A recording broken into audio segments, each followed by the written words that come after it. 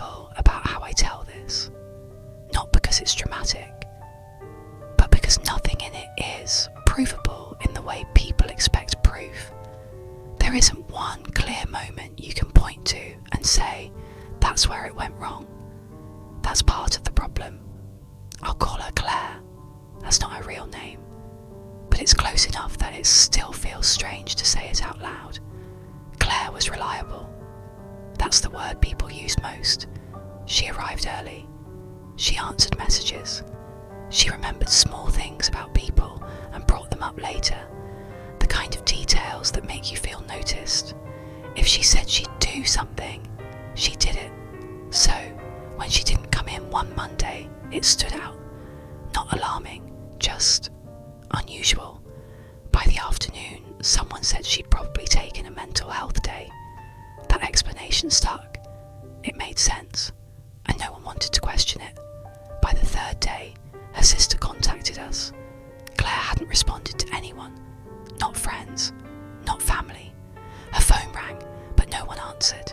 It didn't go to voicemail. It just rang, until it stopped. A missing person report was filed.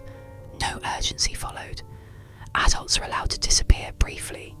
5 days later, Claire came back. She didn't look distressed. She didn't look relieved. She walked in the way she always had, put her bag down where she always did, and apologised for the inconvenience. That word stayed with me. She said she'd needed space, that things had been building up, that she'd turned her phone off on purpose. She answered every question cleanly. No contradictions, no hesitation. It was a good explanation. It didn't require follow-up. That should have been reassuring. It wasn't. The changes were subtle at first. She stopped using nicknames she'd used for years. She asked clarifying questions about routines she'd helped establish. She laughed at the right moments.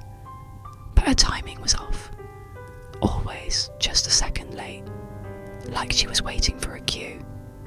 When someone mentioned her disappearance, she didn't react defensively. She listened. Closely. Not emotionally. Attentively. As if she were collecting information. Her sister noticed more serious gaps. Claire didn't remember a childhood injury. One that had left a visible scar. She didn't remember who had been with her when it happened. When corrected, she didn't get embarrassed. She didn't get confused. She just nodded, like someone updating a record. There was a moment, small, but it keeps replaying, when someone joked that she wasn't even the same person anymore. Claire looked up and said calmly, "People say that when they don't notice gradual changes." The room went quiet, not tense, just paused.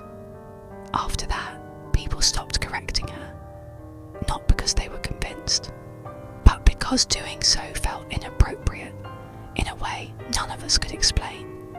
Months later, her old phone was found. It was in an apartment drawer she insisted she never used. The phone had been powered off. The battery was still full. There were no calls, no messages, no activity, just a note saved in drafts. 4 lines. "If I come back and I seem different, don't confront me, just observe. No date, no explanation. No one showed it to her. No one wanted to know how she'd respond. Claire is still here.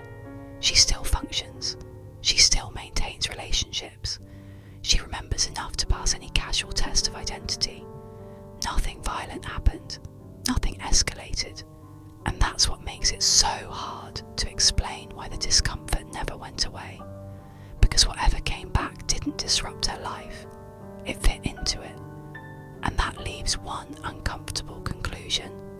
If someone took your place carefully enough, used your name, kept your routines, answered when spoken to, no one would call it replacement.